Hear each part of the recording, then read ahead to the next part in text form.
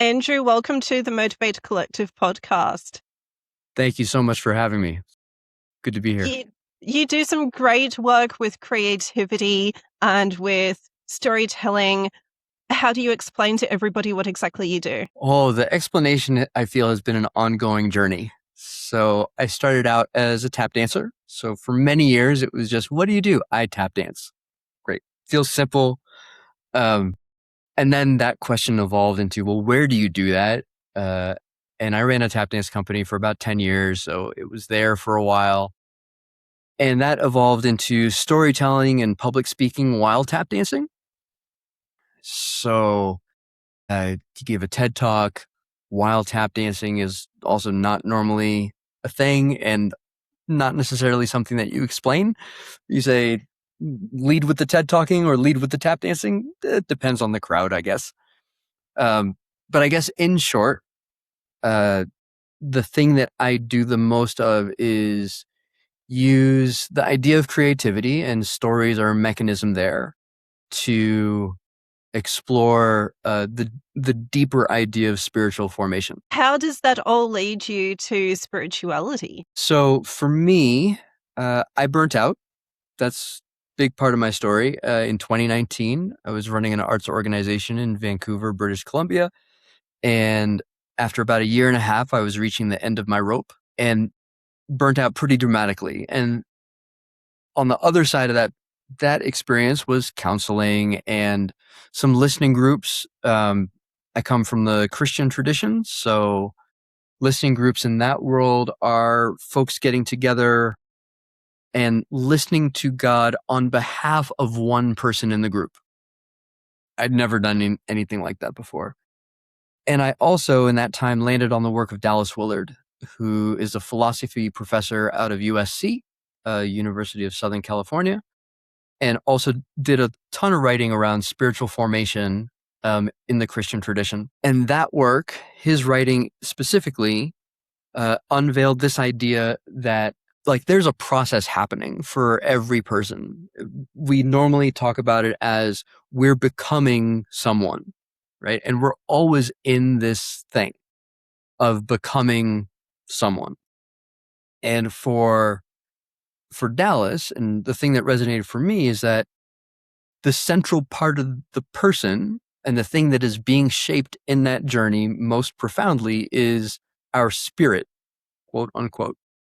You could call it like our will or the center of our being or the seat of our desires, but that there's a lot of clarity in that and in some of the frameworks that Dallas talks about. And that landed me on this kind of like central focus where, man, if I can use all the tools that I've been given and have trained up over my years to talk about this thing, let's do that. Right. So the soul is where our desires come from. Yeah. So there's a framework, right? And different traditions have different ones. And I think the one that I heard from Dallas, and none of these are like written in stone necessarily, but like any model, frameworks can be helpful to deal with things that we can't otherwise measure or see or kind of get our hands on. And so his model is, think of kind of concentric circles, right? So, and these are the parts of a person. So the center circle is our spirit, or our, in like the older languages, our heart or our will, right? They're all similar. One circle out from, and that center circle is the place where action originates, right? The energy that we end up seeing as action originates in that center circle in a particular direction. So you go one circle out from that and you have a person's mind, which includes their thoughts and their feelings. Interesting framework. And so you can imagine we have a particular action that's initiated in our core, and it it has to get through our thoughts and our feelings first. And so we can think about whether that action, we actually want to act on it or not. And then circle out from that is our body. And so that's our physical being. And so our action has to get through our thoughts and our feelings, and then it has to show up in our body. It gets manifest in our body. And then there's another circle out from that, and that is our social relationships.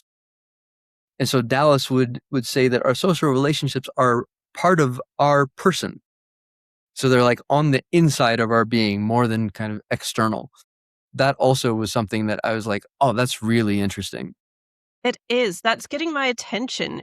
How does that sit with you? How do you end up seeing that our social relationships are within us internally?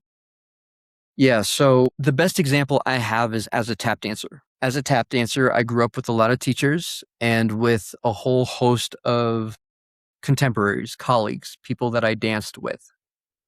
And from our interactions, I was like immersed in this community of practice. And from our interactions, my dancing has marks from each one of the people that I took to and decided I wanted to be with in this journey. And so having that as like a focus practice and a thing that I did, but these social relationships left their mark on me very specifically.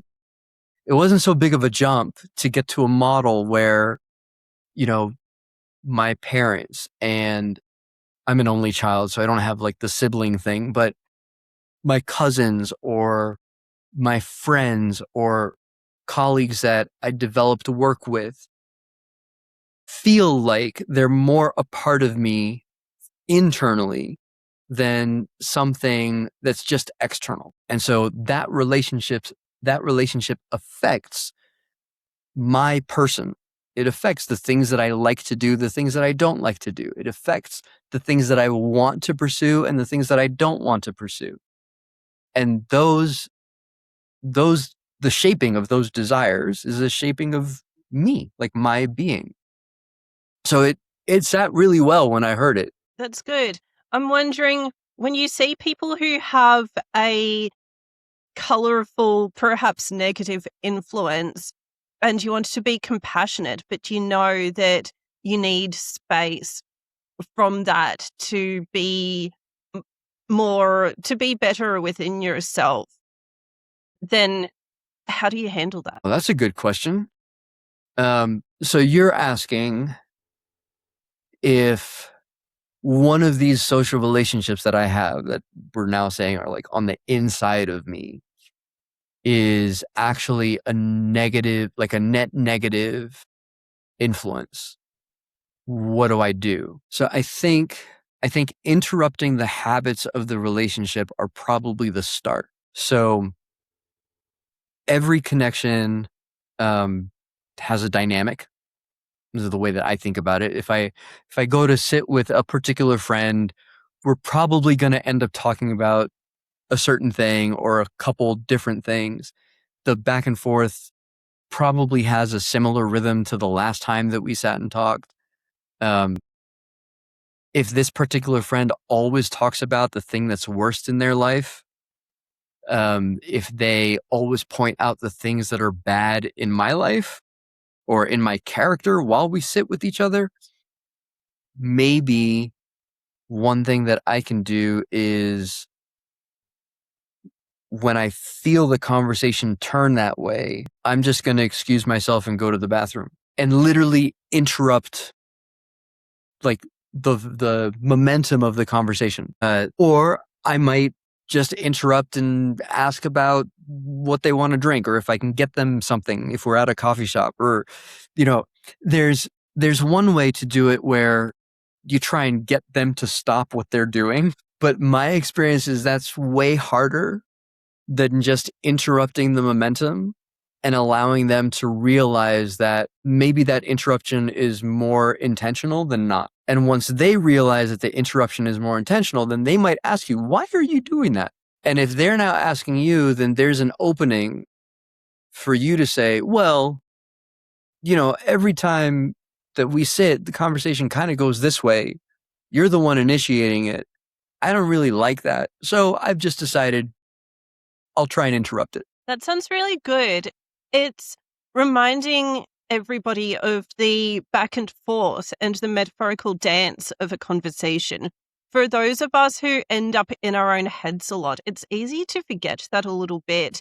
And of course, there is some dynamics where one person is a bit more chatty than the others. That happens as well. I'm going to assume and guess that your performance background shapes how you relate to conversations. Do you think so? Yeah, I think so. I think there's, in practice, yes. I think the craft also helps. So in tap dancing, if I'm performing with a live band, say, I'm in conversation, especially if it's an improvisational context, I'm in conversation with every other player at the same time. We have a song that we're going through, so there's some structure, but I need to be listening to everybody and be open to responding or not responding as we go. So take that context into a conversation. Conversations, if they're one-on-one, there's a lot less to listen for, right? So now you have a lot of space, which can be helpful. If I'm too much in my head, I might start, getting ahead of the conversation. And so I've had to learn how to slow down if there's not so much input. But yeah, I really enjoy listening. And I really enjoy listening to understand, right? To have a sense of not just what somebody is talking about, but where are they coming from? Why is this important to them? What are they trying to work out or really say with what they're saying? So you're able to see that when people are talking through things in a conversation, sometimes they're trying to piece the puzzle together. Yeah, I don't think every conversation is kind of a statement of concluded fact for a person, right? I know it's not for me. And especially in the work that I do, so much of it is unique to an individual and a practice of kind of mutual sensing. So like we're all just trying to figure out what's happening and trying to have an idea of what the best next step would be. And if you enter into that space with an inflated sense of knowledge, then you're going to stub your toe. So yeah, I kind of hedge on the other side and I say, well, I suspect that somebody might be really concerned about something and that's why they keep bringing this topic up, but it's unresolved in a way. And so how can I be a conversation partner to see, well, do they want it resolved? Because if they don't and I try to resolve it, that's not going to be helpful, right? But if they do and I can support that, then great. I can be helpful in that way. Absolutely. That's a source of compassion for so many people because sometimes we hear about something in a conversation and we're wondering, gosh, do I need to hear about this? And then when we remember that people are trying to piece the puzzle together, that helps a lot. I want to pivot and talk about performance because this translates to that so much. Let's start off with interacting with audiences. You mentioned that you do some improvisational work. And look, as a speaker who did various forms of speaking for a long time, I prefer so much improvisation. And I have compassion knowing a lot of people want to feel more reassured when they've mapped out exactly what they are going to do.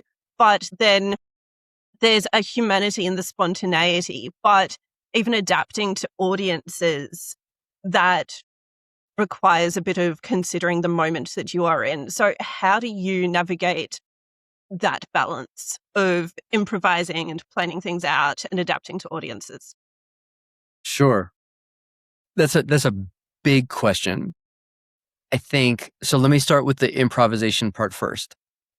I like to think about improvising as talking about something I know a lot about. And so it's not as scary when you know a lot about something to just say, hey, could you tell me, give me 5 minutes or give me 20 minutes because it's easier to talk longer than shorter if you're improvising. Because you're working it out, right? Give me 20 minutes on, I don't know, like why you enjoy tap dancing. And I've spent 30 plus years like working out that question and experiencing that. So blah, blah, blah, blah, blah, blah, blah, blah, blah. Like that'll go out and we can improvise that talk for a long time.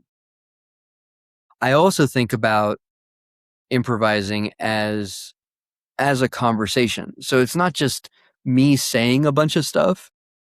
It's me saying things that may land at a question that I then have to go and answer.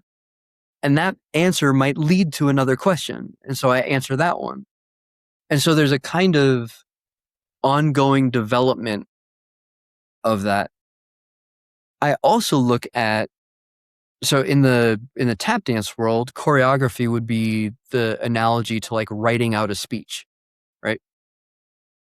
And I think about both those things, whether it's writing or choreography, as really slow improvisation that I can go back and edit and then run through again and see if I like it. But ultimately, a set piece, I want to feel as if it was happening in the moment. And so I want to feel like it's the natural thing that needs to happen so that I can be free to make adjustments for the moment and the audience that I'm with. Right? Yes, I completely agree. It needs to feel natural because do you find that an audience connects more with what someone is doing when it feels more real and authentic in the moment? And with how we are built as humans, the spontaneous moments, that's how to put it. Do you think the spontaneous moments are what makes it feel a bit more real? Yeah, I think those are the ones that make us remember that most of life is actually spontaneous, right? I think we're designed in a way to be able to do things kind of rote, right? Like if we had to spontaneously be attentive to everything that happened in order for us to be able to walk or to drive, we'd expend so much energy in those activities, we go straight to sleep. So thankfully, we don't have to do that. Like we can train those to become habitual. But if I trip while walking, all the senses go up and I'm now in like a spontaneous new moment and, the adrenaline shoots and all the things happen, right? And that makes me feel, maybe we could say that makes us feel alive, right? Not the danger so much as the newness of it. We were just walking. This is something that we take for granted always and forever. And now we couldn't take it for granted in that moment. And I think that's the thing that, live theater does really well. Improv comedy does really well. And I think there's something to be said for how much of live theater or performance things are actually set pieces, but feel very alive, and how some set pieces can feel just like not, even though they're happening kind of right in front of you. And I think what you touch on is like the ability for the performer to be present in that moment makes it possible for the audience to also be present in that moment in a different way. You are inspiring me. Sorry, go. No, go. I want to Yeah. mention because there's in the tap dance world, like there's different approaches, right? And I had a teacher, a mentor of mine, his name was Gregory Hines, that basically said to do what we do well, you have to fall in love with the audience. You have to like welcome them into your life for the hour and a half that they're going to be there with you, and then say goodbye to them at the end of the night. And that's a lot. Like it's not a little thing to do, but it makes a world of difference, I think. Come them into your world and then say goodbye. That is very deep. And what you're saying is that it's about a real connection, a very deep connection with the audience where they are feeling what you are feeling and saying what you are saying. Yeah, I think the performance space, whether it's a public speaker or theater or, it could be a bar that has a band, that space is, for lack of a better word, is sacred in so much as the audience prepares themselves for the moment that they're going to have in that space. And part of that preparation is something like, okay, I'm going to crack open my heart so that while I'm sitting here and the band is playing or the show is going or the person's talking, I am more susceptible to receive what's going on than not. And for me, if someone's like intentionally prepared themselves to go, like open up that door, that's really special and needs to and should be honored. And, I do whatever I can to make sure that what we've prepared to go in there is something that would be good in kind of the best definition of that word. Guessing and trusting that you would see a sense of responsibility that we all have when we have an audience. You're talking about people opening up their hearts to share your experience together. And that's a very vulnerable place if you are bringing audiences on an emotional journey. And when people are talking about anything, I wanted to broaden this for the listener right now, because someone could be pitching or announcing an idea in their work and they're telling everybody we're going to go in a new direction, and people have that feeling of, ooh, new things, something unfamiliar. We're going on an emotional journey of I'm going to adjust to a new thing. Or if someone is doing a TED talk or equivalent, they are sharing their truth. I know that I need to hold space in a way on the podcast, partly with the guests, because I've had some people sharing very sometimes traumatic experiences or in any way vulnerable. And then I also know that people are listening to this.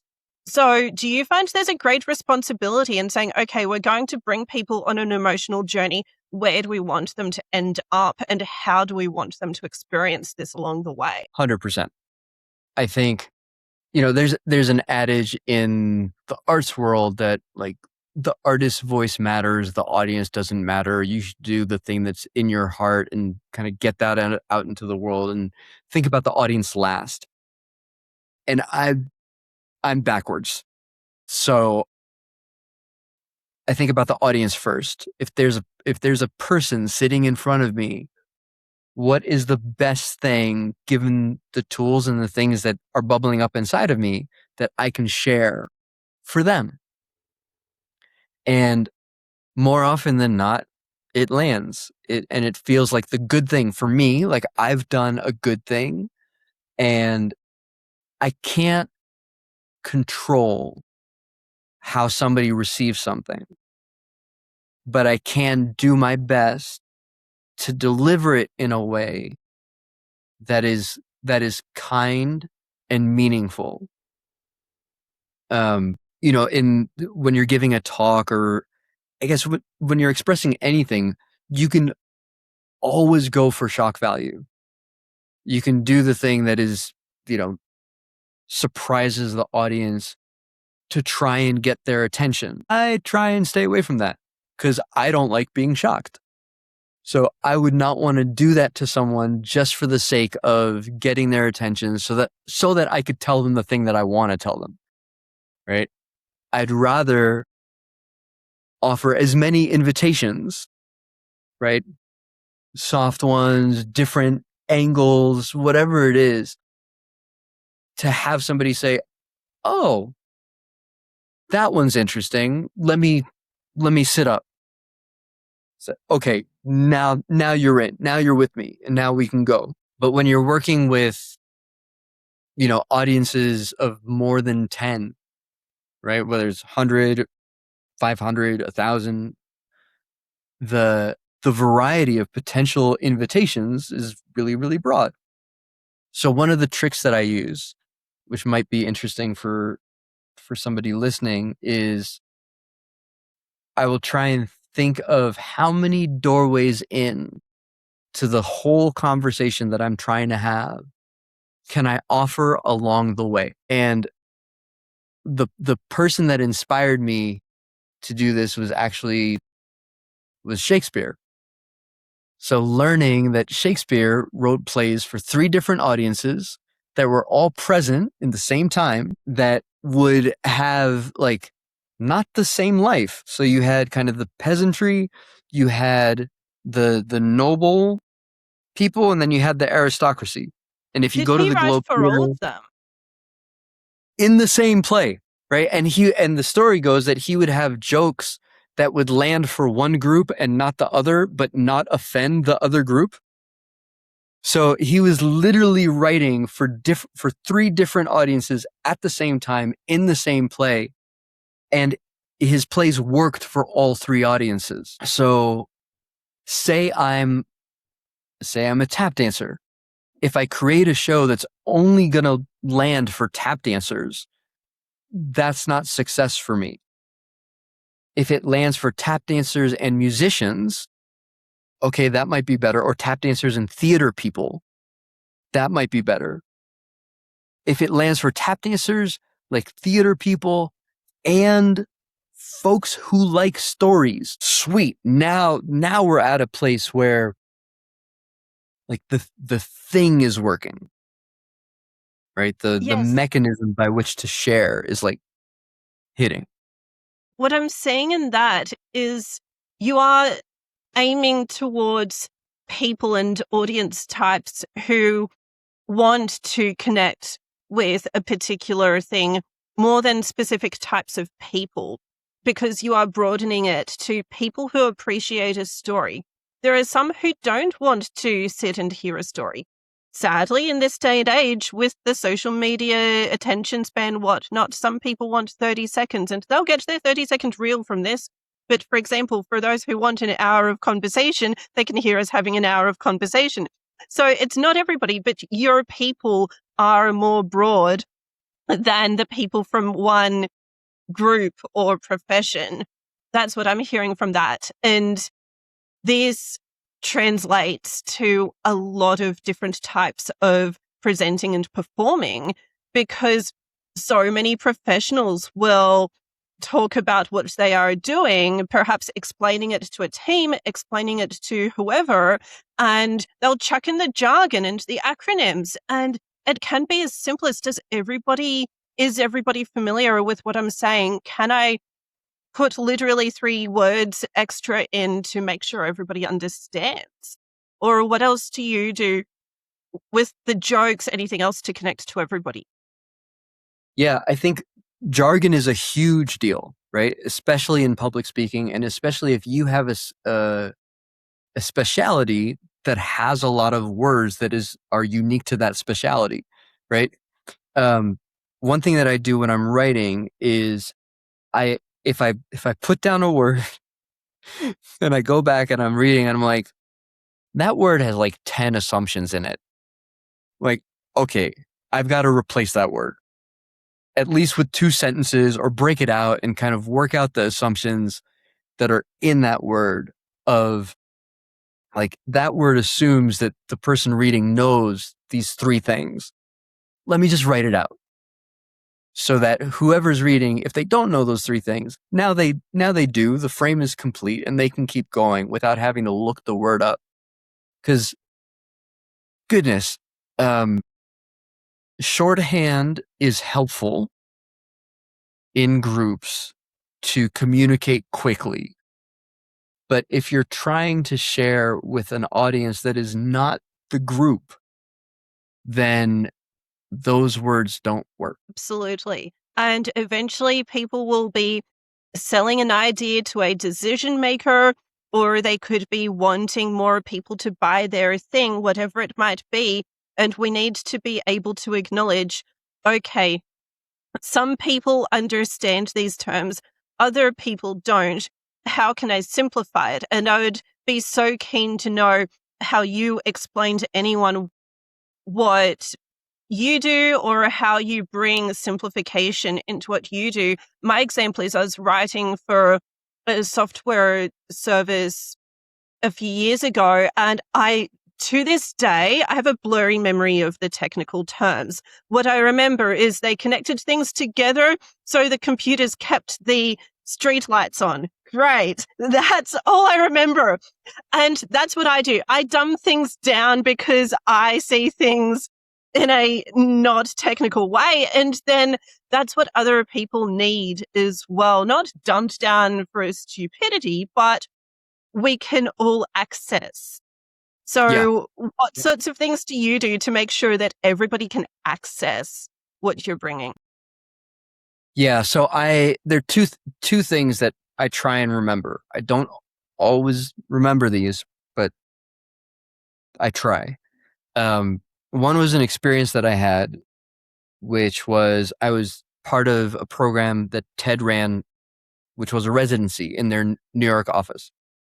And there was like maybe 12, 15 of us in the residency. And one day, Simon Sinek was going to come to the residency and talk with us. I'm like, this is the guy. This is amazing. He's going to be here in person. He comes, he sits. He's like, cool. Tell me about your projects. We're all there working on something. And I'm trying to be slick and impressive, and I have a mission statement. And so I tell him the mission statement. And I have since blanked on what I actually said, because I remember his response. And my mission statement was something about supporting the oral tradition of tap dance with technology and ... I know what he would have said. I can sense it. He looked at me and he said, so what does that really mean? And I looked at him and I was like, I don't really know. And that's a problem. I can show you, but it's longer than like 2 sentences. That's like a 3-hour afternoon. I can show you the whole thing. But I don't know how to explain this in words. And so what does this really mean is the question that I try and remember. If I'm writing and I'm trying to get something out, I pause, Andrew, what does this really mean? And if it says what it means, cool. But I can't be the only tester because I'm the one writing. So I have to test it out on people. And so I'll call up a friend, or in casual conversation, I'll say, I've been working on this thing and this is what it's about. And if they go, what does that really mean? Then I've got work to do. If they go, oh yeah, that makes sense, then the language that I'm using is hitting and it's working and the connection is right. But there's those are the two things. It's an embarrassing question by Simon Sinek. and testing things out on your friends. Test things out on your friends and remember the words from Simon Sinek. What does this really mean? That is a piece of wisdom that everybody can learn, whether someone is pitching to be on a podcast like this one or anything else, whether someone is pitching an idea anywhere. I appreciate that so much. I can tell you, most people who pitch to be on the podcast are, hopefully they have a bio, it's fine, or they'll say, I do this. But occasionally I'll see, I empower women. Okay, great. What do you actually do? Or I'm changing lives. I'm connecting people with, higher purpose, change the world. There was a phrase, I'd have to dig it up, but I shared a phrase. It was a whole string of things that meant nothing at all. And so that comes up mainly from the spiritual people. And sometimes, a lot of the time, it turns out they used to be a psychotherapist. They're a meditation teacher. They have something. But, I think we're told to sell the benefits of what we do. And let me know if this lands with you. I think that sometimes we're so focused on the benefits of what we do that our main tangible what gets lost a little bit. That lands completely. I've totally been caught there, 100%. I have friends who have told me explicitly, like, I don't do concept. You have to tell me an example. And so Yes. I lean on those friends when I'm working on something. Especially if you're dealing with spiritual formation or a religious tradition or things that are by their nature not tangible, but you feel them as concrete. And so you want them to be shared as concrete. Because the way that we think about these things can affect our life, right? If you think that your spirit is a thing, it's different than if you think that your spirit is like this enigmatic whatever, right? That will change your conception of how you try to form it, if you think that it can be formed at all. So, and what I just rambled through is probably not specific enough. Right? No, it's okay. You're talking about the abstract, and that could be the spiritual, but it could also be concepts like success. Well, what does that actually mean? I want everybody to be more successful. Okay, great. Well, how are we going to get successful? We make anything abstract because even any textbook anywhere has had chunks of it that wanted us to just get abstract about something. Yeah. And so I think the practice is learning from people who you work with what working with you has done for them. Nice. Right? The hardest thing that I've done as a performer, as a coach, as anything, is like try to say, this is what I do. Because at the end of the day, what I do is dependent on the people that I work with, because it's a collaborative experience. But I've asked people what working with me has done for them, and they've told me. And then I can say, this is what I've done for some of my clients. And you just list it out. And that makes it concrete. And it's not made up.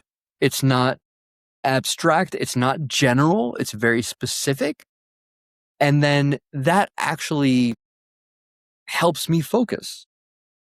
Because I can say, oh, this is how my work landed with this client. What happens if I lean into that? What happens if I do more for clients like that and share that outcome a little bit more?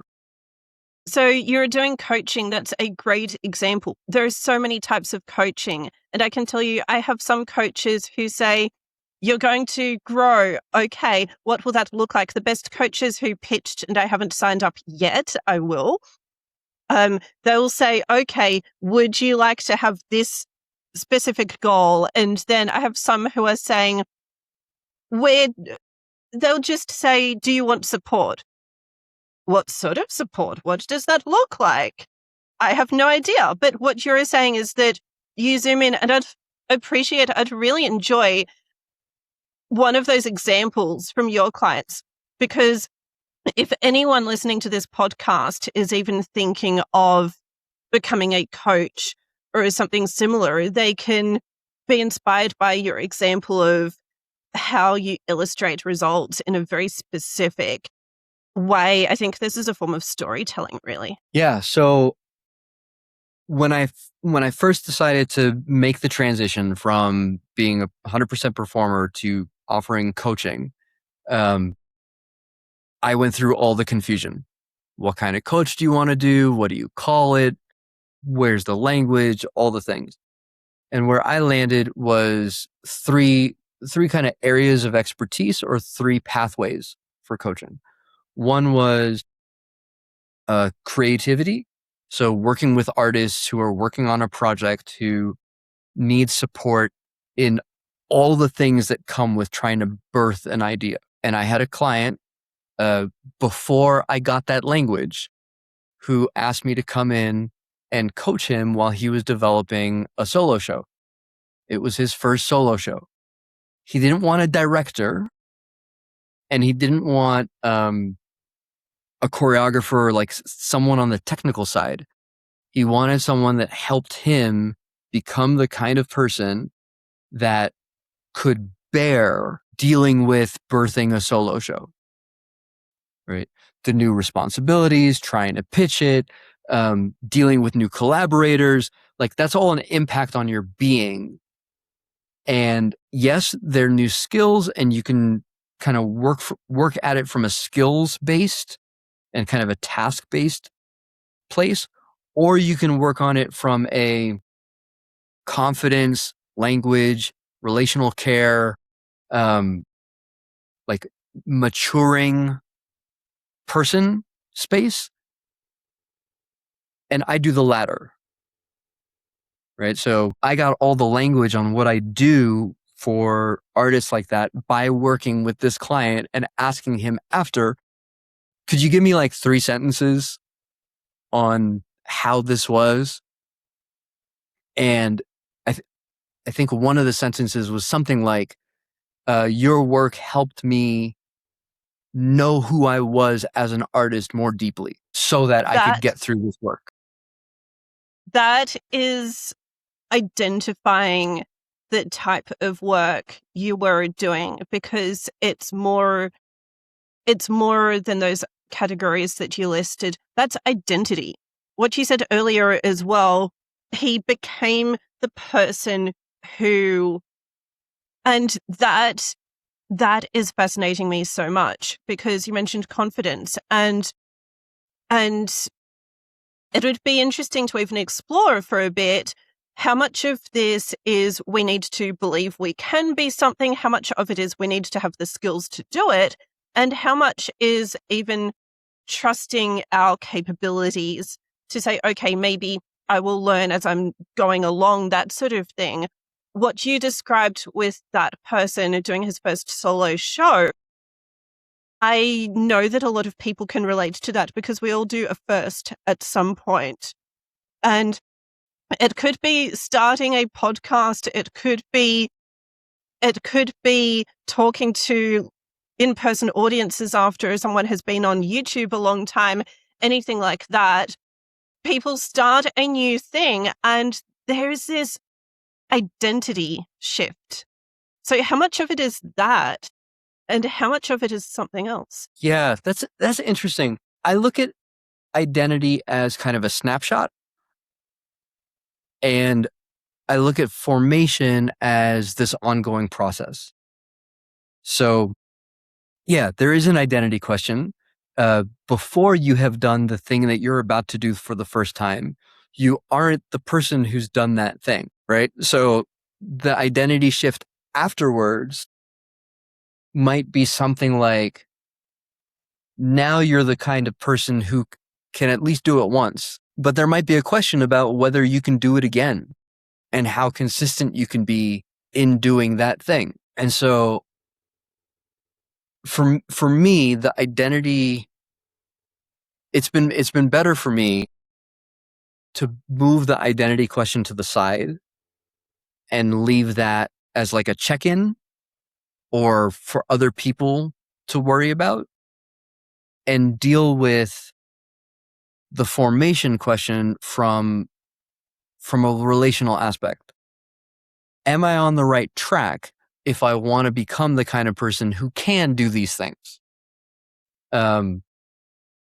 am I on the right track if I want to be able to do this thing that I did once consistently? And what kinds of interactions do I need to have on a regular basis for me to be on the right track? Right? I'm a firm believer that we are formed like in profound ways by the interactions that we have. So if I want to build my confidence in a thing, I either need to like try it a bunch of times so I have practiced interaction with the thing. Or if I'm already if I'm already doing the thing and I just need the confidence that it's ready, I need to get trusted eyes on it, people who I would trust their opinion to tell me whether this thing is ready or not. Yes. And I guess that would kind of be the answer. That would kind of be the answer. My answer to that question is that you're right.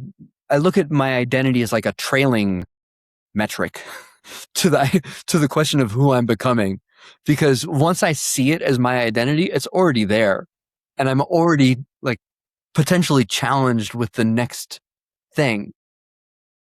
And so, sorry. Yeah, no, go.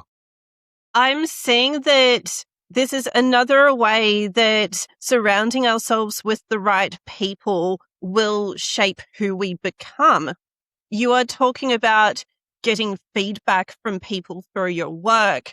And also, of course, you adapt to what an audience needs, but you see that feedback as being crucial. It broadens so much. On this show, I've had health people on here as well, and Dr. Angela Giannoni said that the gut is changing based on the people around us.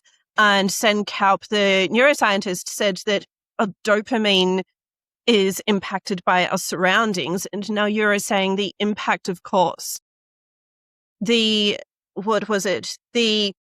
feedback people give you will shape your performance. So literally on any level, be it the cognitive adaptation of what we are doing, all the way through to how our gut feels, being around the right people seems to be a big piece of this puzzle for where we want to end up. 100%. I mean, I think we're built for that, right?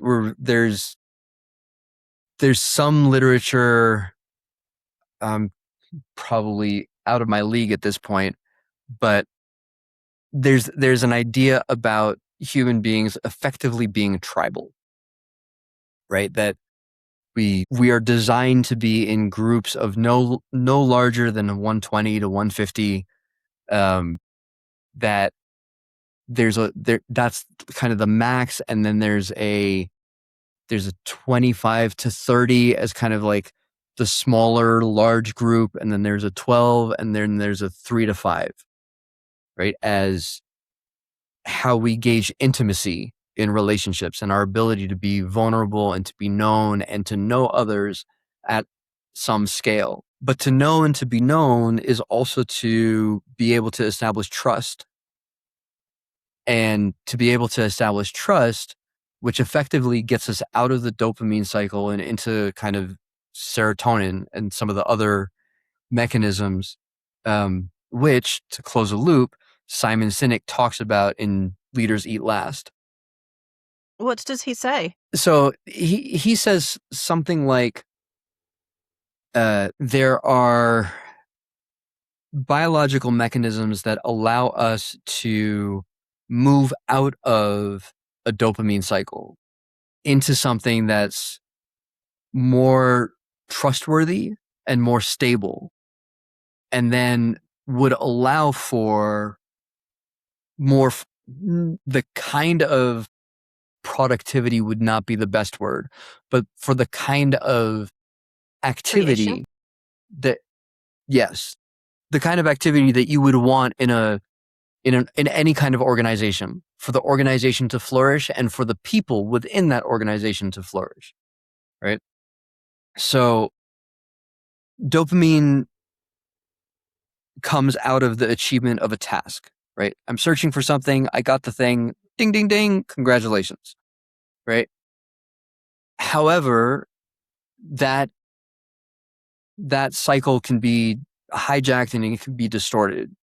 It also means that if you are unable to hit that task, or if you have too many tasks on the thing, you will burn yourself out trying to get the dopamine hit. The step up, and I'm trying to remember which biological mechanism it is. It's either oxytocin or serotonin, one of the two, because it's effectively a 3-stage ramp. From dopamine is the most basic. The next two move into relational trust. And either oxytocin or serotonin is, popularly referred to as the love drug, where if you fall in love, that's the biological mechanism that keeps you there. That says, this is your person, which opens up the floodgates of trust and exchange and generosity and vulnerability and safety, effectively, for all those things to happen. So what does it look like, I guess, for an artist fall in love, establish that kind of safety with their audience, right? And then say goodbye, kind of turn it off at the end of the night? What does it look like for a leader to do that with the people that they're leading? What does it look like for one to try to do that with themselves, or with the small group that they're around, so that the safety becomes the bedrock for the freedom to express yourself, the freedom to create, the freedom to make, the freedom to find out what would come out of you if you just let it come out, right? Yes. Question there. You talk a lot about connecting with the audience, falling in love with the audience, and then switching that off to go home afterwards or to step back afterwards. I'm curious about that because to some extent, firstly, what came to my mind initially is that it takes a lot of energy. For me, the benefit of realizing, okay, we need to detach afterwards, it's that for me, it takes a lot of energy to connect deeply with a group. And if you're doing that a lot, say every day, every week, for a while, I was supporting community twice a week, and it took so much energy. Whatever form that might take, maybe that's a part of it, but also we all need to live our lives. And for you, it is a performance for a moment.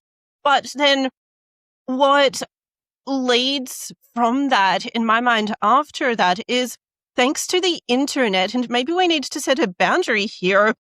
People who perform or present or lead, influence, we're constantly connected with our audiences. They can reach us whenever we want.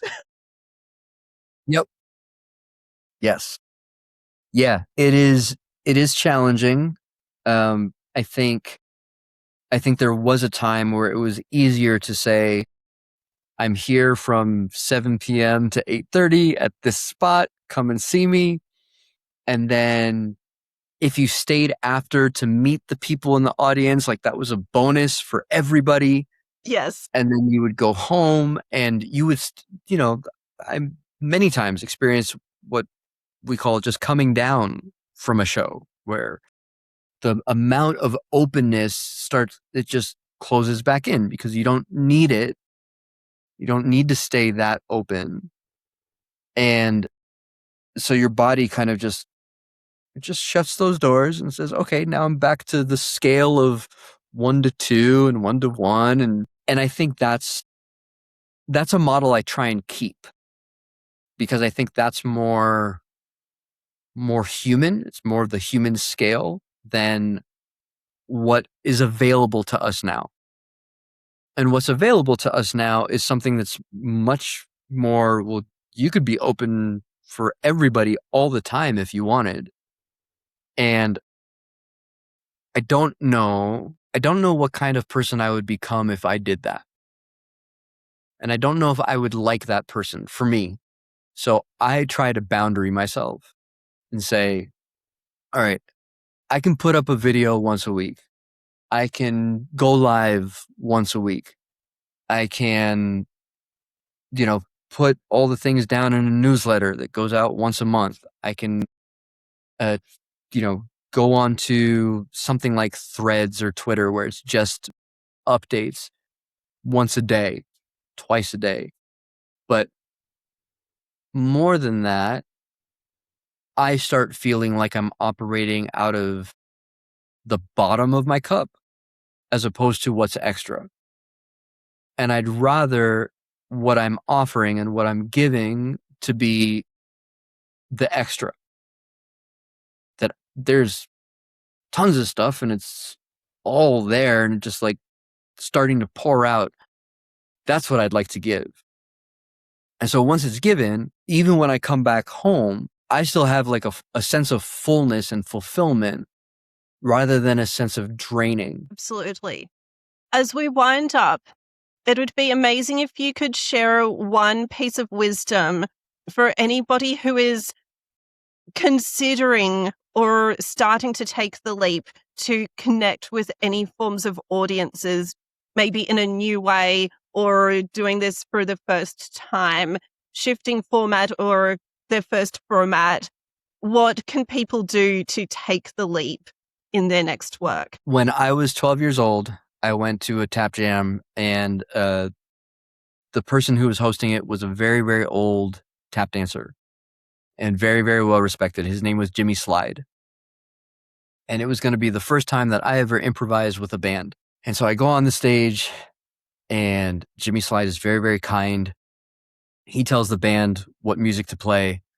And he looks at me and he says, just dance from your heart, because if you dance from your heart, you'll never be wrong. I don't necessarily agree with the second half of that statement anymore, but I agree with the first half. And if you can give yourself the freedom to see what comes out of you, it's the easiest way to find your voice. Just start talking. Just start playing. Just start writing.